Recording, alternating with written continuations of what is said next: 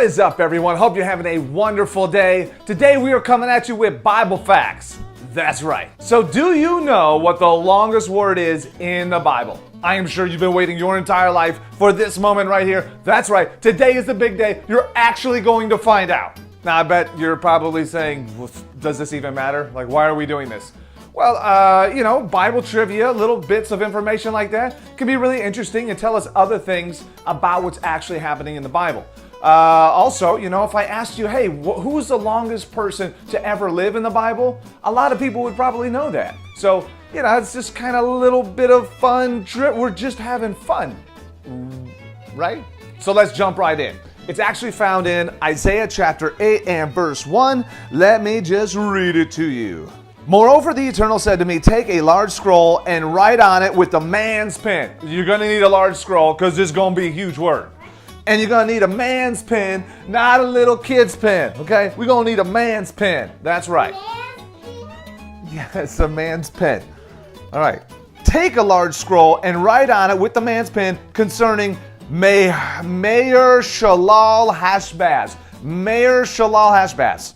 That's it. That's the big name right there. That is the word right there. Now, we're not cheating. That's hyphenated. I know. It counts. Okay? And I will take for myself faithful witnesses to record Uriah the priest and Zechariah the son of Jeberechiah. Then I went to the prophetess, and she conceived and bore a son. Then the Eternal said to me, call his name Mayor Shalal Hashbaz, for before the child shall have knowledge to cry my father, and my mother, the riches of Damascus and the spoil of Samaria will be taken away before the king of Assyria. So there it is, right there.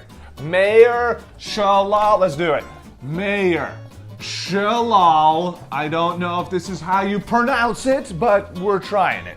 Mayor Shalal Hash, and then we got Baz, right? Baz. Now his friends, I'm sure, called him MSHB. Maybe it was just Hash Baz, maybe it's just Baz. I don't know, but this is it. We have done it. The longest word in the Bible right there. What did it say there in Isaiah chapter 8? Take a look again. It said to call his name Mayor Shalal Hashbaz. It said to call his name that because before the child shall have knowledge to cry my father or my mother, before this little guy could speak his first words, the nation of Israel was going to be invaded by Assyria. So what does this name mean? Mayor Shalal Hashbaz. It means hasten the spoil or speed the plunder. Hasten the spoil, speed the plunder. That's right. Because as God told us right there in Isaiah 8, he said before this little one was going to be able to say, my mom, my dad, before he could speak his first words, the nation of Israel was going to be invaded by Assyria, and it was going to happen fast. Okay, let's do a quick history lesson. Let's say this is the nation of Israel. That's not to scale. This is not exact, but you get the idea. This is approximately what the nation of Israel looked like back then. Now, Saul was our first king, but he disqualified himself. Then we have King David, and King David would rule over a unified Israel. So this is the nation of Israel. All 12 tribes of Israel would all be under the king David. Now, after David died, Solomon would take over, and he would rule over all 12, a unified Israel as well. But he was the last one.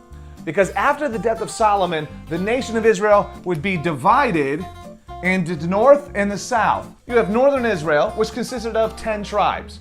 Then we have southern Israel, which consisted of 2 tribes, right? 10 plus 2 equals 12. Okay. You got that? Does that make sense? Okay.